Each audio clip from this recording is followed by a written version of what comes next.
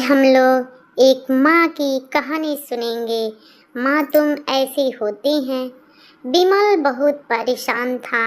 उसे समझ में नहीं आ रहा था कि वो इसी परिस्थिति से कैसे निपटे। वो अपनी माँ को बहुत चाहता था, किंतु उसकी पत्नी और बच्चे उसकी माँ से बहुत दूर भागते थे, क्योंकि उसकी माँ की एक आंखें नहीं थी, साथ ही उसकी कमर भी 90 अंश पर झुकी थी। वैसे वह अपना काम सब खुद कर लेती है, किंतु फिर भी वो उसकी पत्नी और बच्चे के लिए हमेशा खटकती है। दादी, आप ऊपर के कमरे में जाओ, मेरे दोस्त आ रहे हैं।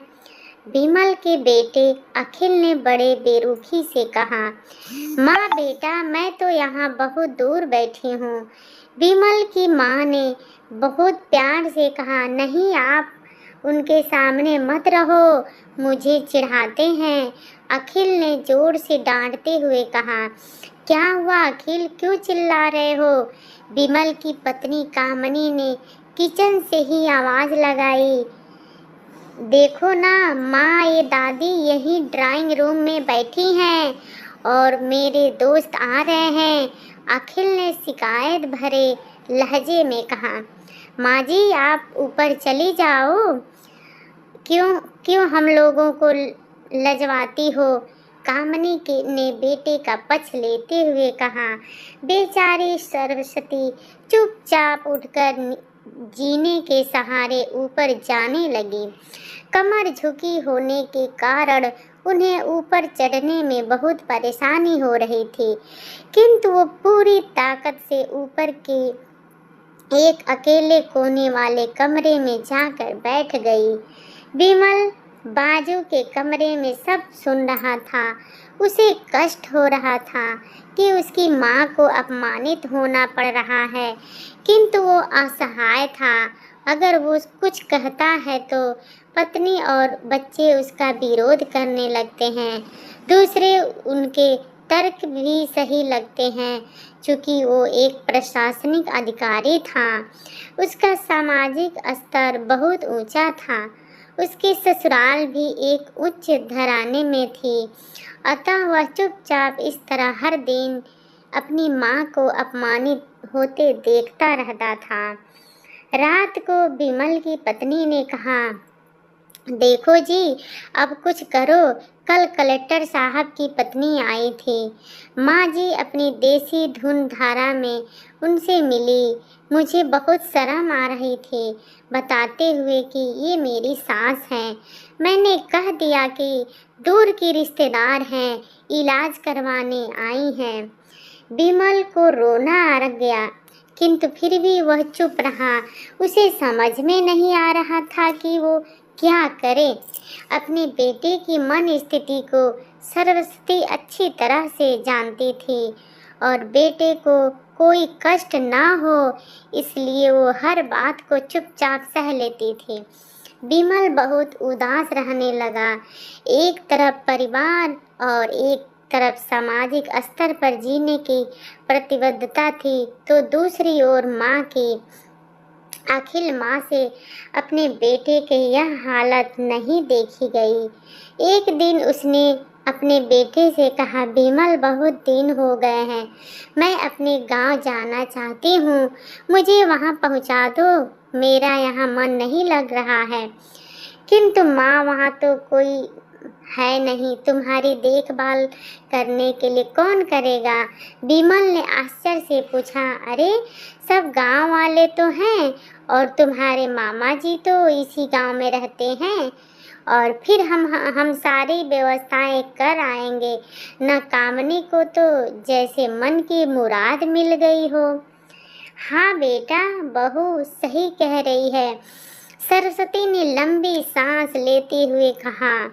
बिमल जानता था कि गांव में माँ की देखभाल करने वाला कोई नहीं है, लेकिन अपनी पत्नी की जिद के कारण वह अपनी माँ को गांव छोड़ने पर विवश हो गया। माँ को गांव छोड़कर आते वक्त उसे रोना आ रहा था। तथा अपनी बेबसी पर गुस्सा भी आ रहा था, किंतु परिवार, पत्नी और समाज ने उसको इन मनोभावों को दबा दिया और वो सुकून सा महसूस करने लगा। कुछ दिनों बाद उसके चाचा, जो अमेरिका में रहते थे, आने वाले थे। जब बिमल बहुत छोटा था, उसके पिता जीवित थे, तब वो भारत आए थे और उसके बाद वो भारत आने वाले थे।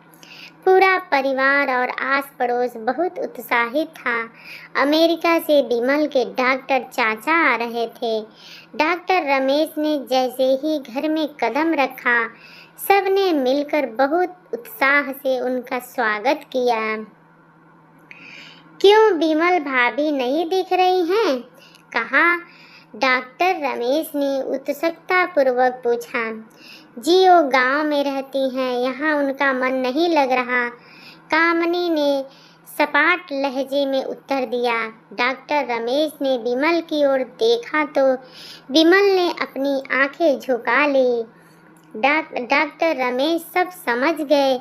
बोले, कल हम भाभी से मिलने गांव चलेंगे हम सब।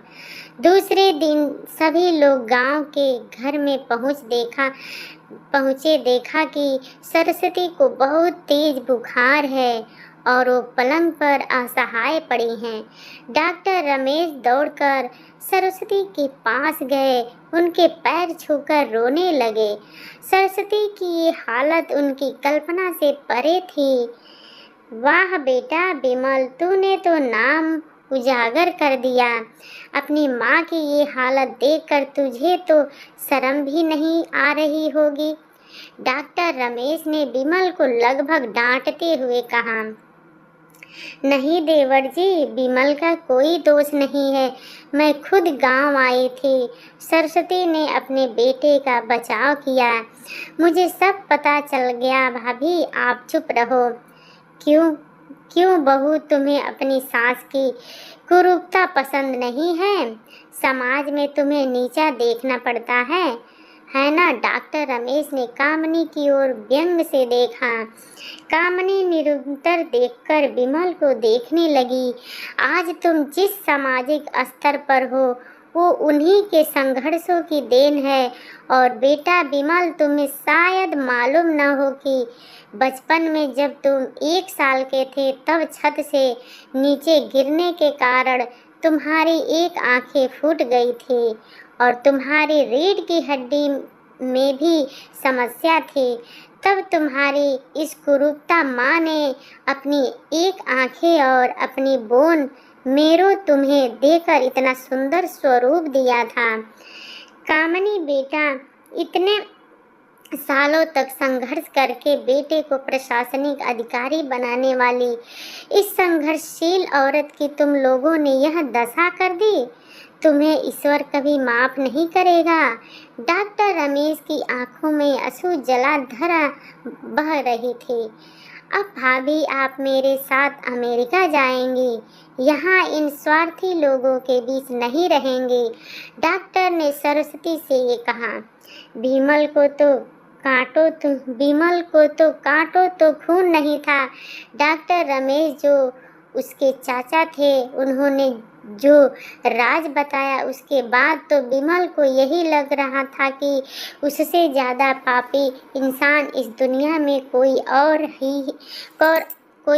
है ही नहीं।